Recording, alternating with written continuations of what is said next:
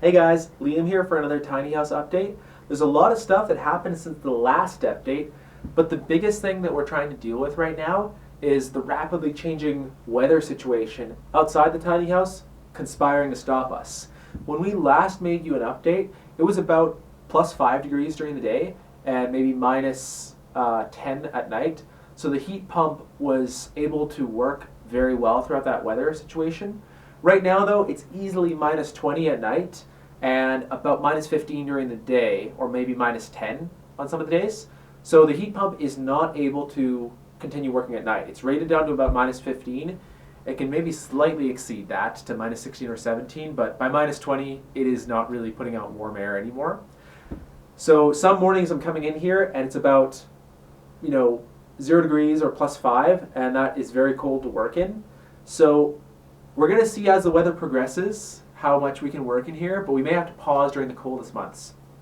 Thankfully, I will show you guys this in a moment, but we now have some resistive heat to help us with the temperatures as they get below that.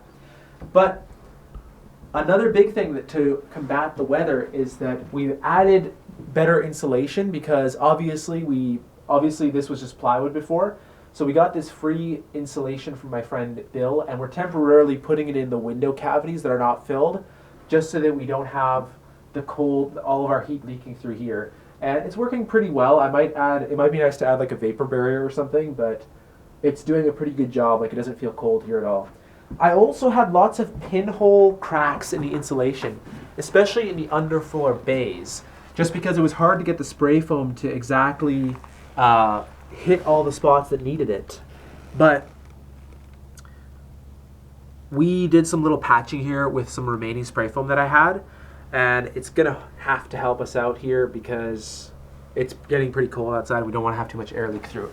Another spot that I added some insulation that I haven't quite finished is the door. The door didn't have its gasket installed yet, so I added this vinyl with foam filling gasket, and it wasn't quite long enough, so I have to buy another one for the top. There's still cold air leaking through here, but it seems to work quite well. And in the areas that I do have it installed, it is much better. I don't feel cold breeze anymore.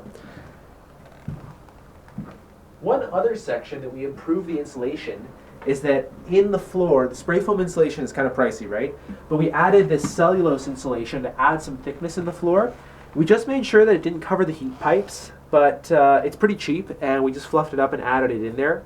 That'll help. I'm probably also going to add find some sort of warm blanket material and cover the floor bays with that, because they're still the coldest parts of the house. They have a lot of surface area, and I don't mind if they're slightly colder than the rest of the house, but I don't want it leaking into the house.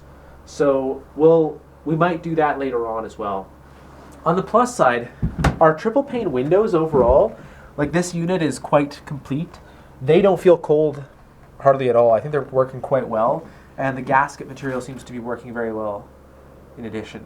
Feels a little bit cold, but it's not too bad. So there's not too much heat leaking through those, I think.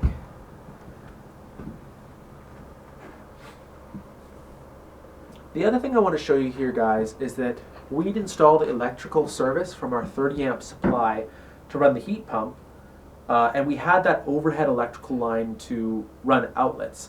But that overhead line is not very, I wouldn't trust it for running high amperage things because it's pretty thin and over such a long distance.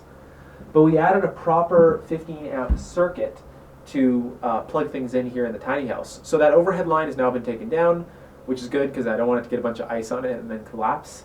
We have a GFCI outlet here coming from the breaker, and it heads up and runs a couple light bulbs and then an outlet at the back of the house.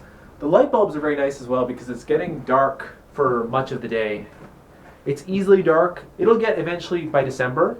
It will be dark definitely until 9 o'clock and be dark by about 5 or 5:30. So if we want to work in that time, it's very nice to have the bulbs. And another neat thing here is that I bought GFCI outlets, but the other ones I bought have USB plugs. That's kind of nice. We'll have USB plugs back here. The other thing I want to show you guys is that we finished the flooring on the main house. The loft and slide out flooring have been done for a while. I don't know if we did a video on how I did that, but basically we cut the pieces all nice and then we glued them down. both to the joists in the floor and to each other. So it creates a fully stressed structure that is integral to the design. This in the main floor is 3/4 inch plywood as well because we want a lot of stiffness here. I held off from doing the main house floor for such a long time because we had to lay in the hydronic heat pipes and all this extra insulation and such. And we had to make sure that the in-floor bays were going to work for us the way they needed to. But I have to do a little bit more stuff up here before I glue this last panel in, but by and large most of it is done. The heat pump, being as it doesn't work below -15, we did always plan on using fossil fuel heating. I was initially thinking of making a very compact wood stove that heats the glycol solution that will get pumped through these in-floor pipes, but increasingly we're thinking that's going to require too much time to plan out and engineer a custom solution. So we found online you can buy just diesel heaters that heat up a glycol solution. And that seems like a really good option. They're a little bit pricey, like $600 to $1,500 kind of thing. But it'll be a good option for us because it'll be pretty much plug and play. And we'll just have a pump circulating the glycol through that heater and a manifold here to send it to different circuits. So there will be a circuit for the main floor that you set what temperature you want. There will be a circuit for the loft, a circuit for the slide out, and then it can also have a circuit to heat drinking, like the shower water and stuff like that. I'm also going to very soon rough out some of the gray water utilities because we're going to have in the slide out a down pipe where it releases gray water here, and then we're going to screw on a fitting here with a P-trap, and then the PVC pipe will go through here to the water treatment bay. So that'll have to get done soon as well before I glue in this last panel. There's our water treatment bay. But anyway guys, that's pretty much all I have for updates right now. Thanks for watching. Pretty soon, next week, we're going to be building the staircase here. It's going to allow access to the loft because right now I'm just climbing up there, which is pretty annoying. But yeah, thanks so much for watching, guys. We'll bring you another update soon. Thanks, guys. Bye.